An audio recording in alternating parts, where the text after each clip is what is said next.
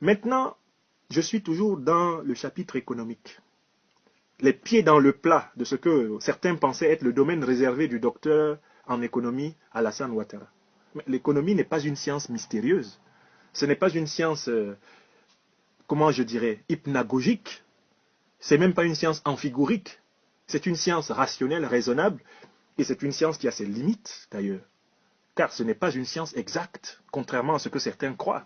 Et d'ailleurs, j'ajoute qu'il n'y a pas de science vraiment exacte. Ce serait un débat qui serait vaste. Donc nous sommes dedans. De l'économie, nous allons parler maintenant, chaque fois que nécessaire, pour désangoisser, décomplexer ceux qui avaient abandonné la question économique au régime Ouattaragon en se disant « Ah, c'est vraiment, dans ce domaine-là, on ne peut rien dire. Il est le meilleur. » Non, il n'est pas le meilleur. Il n'est pas le meilleur. Entre 90 et 93, il n'a pas sauvé la Côte d'Ivoire de ses problèmes économiques. Il ne l'a pas sauvé de ses problèmes politiques. Il ne l'a pas sauvé de ses problèmes culturels et sociaux. Maintenant, je reste dans le domaine économique. Je suis allé maintenant sur le site de la Banque mondiale pour voir les véritables données de la Côte d'Ivoire. Et je suis ensuite allé sur le site du Programme des Nations Unies pour le développement. Là, j'ai pleuré. Mes amis, là, j'ai pleuré. Mais il ne faut plus jamais accepter qu'un gouvernement cache les chiffres économiques au peuple dans ce pays. Je découvre que, en Côte d'Ivoire, en 2000, le taux de pauvreté était de 38,4% de la population. En 2000, le taux de pauvreté était de 38,4% de la population. Eh bien, maintenant, le taux de pauvreté est de 46,3% de la population.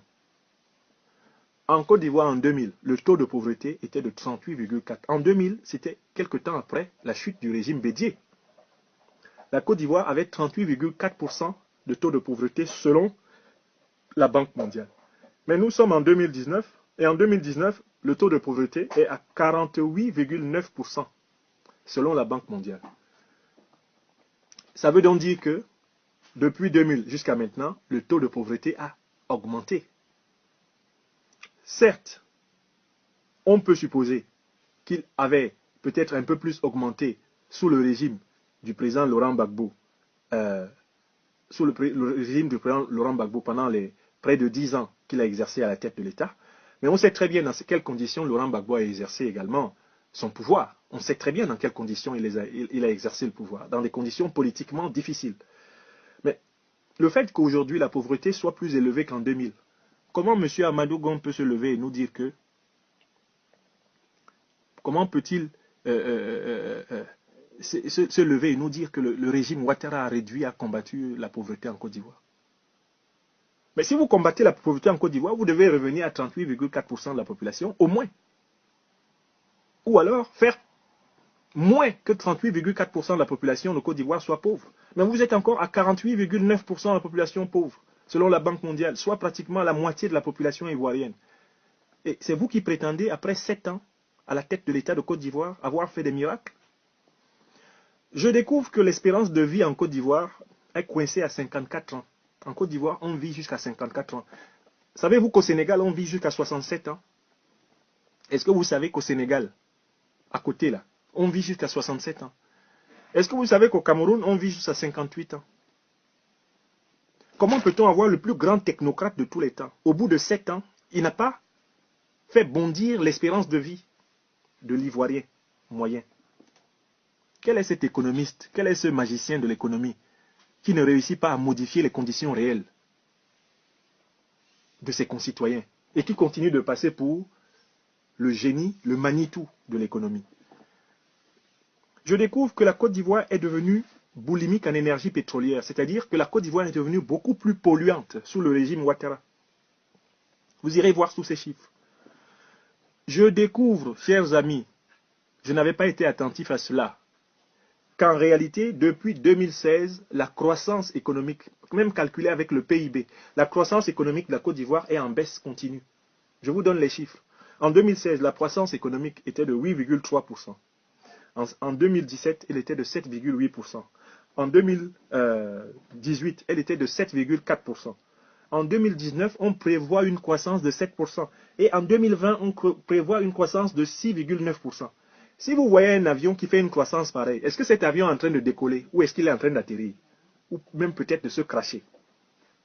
Si vous volez dans un avion, et puis l'avion là a une courbe de croissance qui va de 8,3, 7,8, 7,4, 7, 6,9, vous allez dire que cet avion-là est un avion émergent? Nous sommes passés en réalité de l'émergence à l'immersion, de l'émergence à la chute. En Côte d'Ivoire, l'économie est en chute tendancielle. C'est sur le site de la Banque mondiale. Hein. C'est le site de la Banque mondiale. Alors que sur le site du gouvernement ivoirien, il y a un papier qui dit que depuis 2012, l'économie ivoirienne a tendance à assurer une croissance allant vers 9%. Vous voyez comment ils mentent? Ils disent sur le site du gouvernement que la croissance est en train d'aller vers 9%. Elle est encore en route, hein, elle n'est pas arrivée là-bas. On va sur le site de la Banque mondiale, on voit plutôt la courbe s'inverser. La croissance était partie de 8,3 et puis elle s'est mise à descendre. Elle est en train de descendre. La Côte d'Ivoire est en train de glisser économiquement. Et les gens n'osent pas nous dire. Heureusement que les intellectuels ivoiriens, natifs et adoptifs, sont au travail. Et vous pouvez compter sur moi pour démystifier économiquement. Désormais, toutes les semaines, le gouvernement Ouattara-Gon. Je dis bien démystifier, car ces gens-là, en matière d'économie, n'ont aucun mystère pour nous. Je découvre, toujours sur le site de la Banque mondiale, que le taux d'inflation a continuellement grimpé en Côte d'Ivoire. C'est-à-dire que le décalage entre les salaires et les prix, entre les revenus des gens et les prix, en fait, le prix des matières de première nécessité a une tendance à la hausse en Côte d'Ivoire. On était en 2016 à 0,7 d'inflation. On était en 2017 à 0,8. On était en 2018 à 1,7 d'inflation. En 2019, on nous annonce 2% d'inflation. Vous comprenez? L'inflation est en hausse continue en Côte d'Ivoire. C'est-à-dire que progressivement, les prix sont en train de décrocher par rapport au niveau et à la capacité de vie des gens. Donc, vous vous rendez compte? Vous devez prendre conscience du fait que les chiffres économiques que brandit le gouvernement ivoirien de M. Ouattara et de M. Amadou Gon sont des chiffres mensongers. Ce sont des écrans de fumée. J'ai découvert que la balance commerciale de la Côte d'Ivoire voit son déficit se creuser. La balance commerciale, c'est le différentiel entre l'exportation et l'importation. Mais c'est extraordinaire. En réalité, on est passé de moins 0,41 de déficit commercial en 2016 à moins 2,07 de déficit commercial en 2019. Donc le déficit commercial de la Côte d'Ivoire s'est multiplié par 4 entre 2016 et 2019. Mes amis, vous comprenez? Le déficit commercial de la Côte d'Ivoire s'est creusé en se multipliant par 4 entre 2016 et 2019. Donc, voilà les réalités économiques que M. Alassane Ouattara, le président de la République actuelle de Côte d'Ivoire, et son Premier ministre Amadou Gon cachent aux Ivoiriens. Mais l'une des incongruités qui m'a également marqué, c'est que le gouvernement ivoirien ment aux Ivoiriens à propos du taux de chômage en Côte d'Ivoire. Je recommence. Le gouvernement ivoirien de M. Alassane Ouattara, Alassane Dramane Ouattara et de son Premier ministre Amadou Gon Coulibaly ment aux Ivoiriens à propos du taux de chômage. Une étude publiée par la BAD, Banque africaine de développement, en mars 2018, sous la plume de Mme Marie-Laure Akin Oloukbadé, basée sur les rapports sur les perspectives économiques en Afrique de l'Ouest, a révélé que le taux de chômage réel en Côte d'Ivoire se situe entre 70 et 90% de la population active en âge de travailler. Je dis bien entre 70 et 90% des Ivoiriens capables de travailler sont au chômage. Ça, c'est ce que la Banque africaine de développement, sur la base d'études sérieuses et internationales, a constaté. Ça a été publié dans les journaux, vous pouvez aller vérifier. Mais M. Sidi Timoko Touré, qui était alors ministre chargé de l'emploi jeune, etc., s'est permis de dire que le taux de chômage en Côte d'Ivoire était plutôt de 6,1% en 2012 et que quand nous sommes arrivés à l'époque en 2016, ce taux de chômage était tombé à 2,8%. Donc pour lui, de 2012 à 2016, on a eu un passage de 6,1% du taux de chômage des Ivoiriens à 2,8%.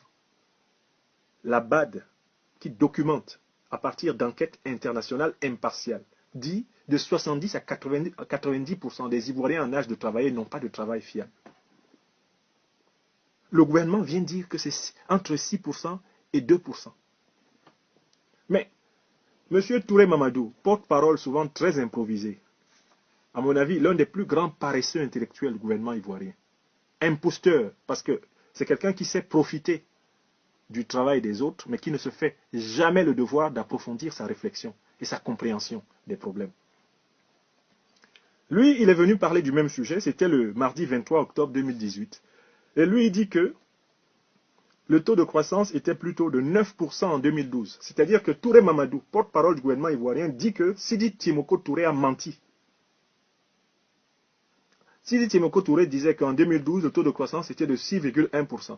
Touré Mamadou, lui, vient dire le 23 octobre 2018 que non, le taux de croissance en 2012 était plutôt de 9%. Donc voilà un gouvernement de menteurs et de contre-menteurs.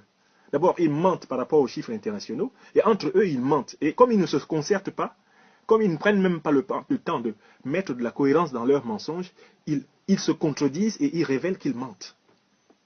Mensonges économiques du gouvernement Ouattaragon. C'est de ça que nous parlons aujourd'hui. J'ai vu un autre mensonge d'un ministre, là, un certain Amédée Kouakou, qui a dit que la Côte d'Ivoire avait créé, je pense, 1,8 million d'emplois et que 80% de ces emplois qui ont été créés entre 2012 et 2019 ont été créés dans le domaine informel. Encore un gros mensonge. Comment on fait pour calculer les emplois du domaine informel, qui est justement un domaine qui n'est pas maîtrisé par les statistiques nationales? Donc, en réalité, même sur le taux de chômage, ce gouvernement ment. Comment un gouvernement qui ment sur le taux de chômage peut-il véritablement donner de l'emploi? Si un gouvernement nie qu'il existe des chômeurs, est-ce que ce gouvernement peut donner de l'emploi à ces chômeurs? Si un gouvernement se ferme les yeux sur la détresse sociale, la pauvreté qui frappe à tous les niveaux, sur la détresse, par exemple, des cultivateurs de l'anacarde, qui est aujourd'hui très grave, si un gouvernement ferme les yeux sur la colère qui monte dans le pays devant l'augmentation des prix du pétrole, si un gouvernement ferme les yeux devant ces gens-là qui ne peuvent pas avoir parfois un repas, un vrai repas par jour, pour ne pas parler de 3, si le gouvernement ne peut pas regarder ces gens qui ne peuvent plus se soigner quand ils sont malades et qui sont de plus en plus nombreux, qui constituent l'écrasante majorité de la population, si le gouvernement ne regarde pas dans les yeux ces fausses rénovations d'universités qui font encore que des milliers, des centaines de milliers d'étudiants, même de lycéens pour les collèges et lycées, en réalité ne travaillent pas, n'étudient pas dans des conditions dignes de cela. Si un gouvernement ferme les yeux sur les difficiles conditions des enseignants qui doivent former la jeunesse de Côte d'Ivoire, et est capable d'utiliser de l'argent pour corrompre au lieu d'utiliser l'argent pour améliorer la condition de ceux qui préparent l'avenir. Si un gouvernement emprisonne des syndicalistes qui revendiquent des franchises universitaires, est-ce qu'un tel gouvernement peut être considéré comme un gouvernement de développement, un gouvernement de progrès social? Non, c'est un gouvernement régressif, archaïque. C'est un gouvernement zombique. C'est un gouvernement, en réalité, de véritables plaisantins. Chers amis, vous pourrez consulter toutes les données que j'ai évoquées sur le site World Economic Outlook Database de l'IMF, International Monetary Fund, ou encore Fonds monétaire international, base de données de l'économie mondiale. Vous pourrez consulter tous les chiffres que je vous ai donnés. Ces chiffres que ni le président de la République Alassane Ouattara, ni le Premier ministre Amadou Gon n'évoquent dans leur discours. Car s'ils avaient le courage d'évoquer ces chiffres dans leur discours, ils comprendraient que le président du comité politique, Guillaume Kigbafori Soro, ait raison d'aller plutôt vers les Ivoiriens réels et de constater et de prendre la mesure de l'ampleur du travail à abattre pour que la pauvreté, la misère, la désespérance, la violence, l'injustice dans ce pays soit drastiquement diminuée, si ce n'est définitivement ou durablement abolie.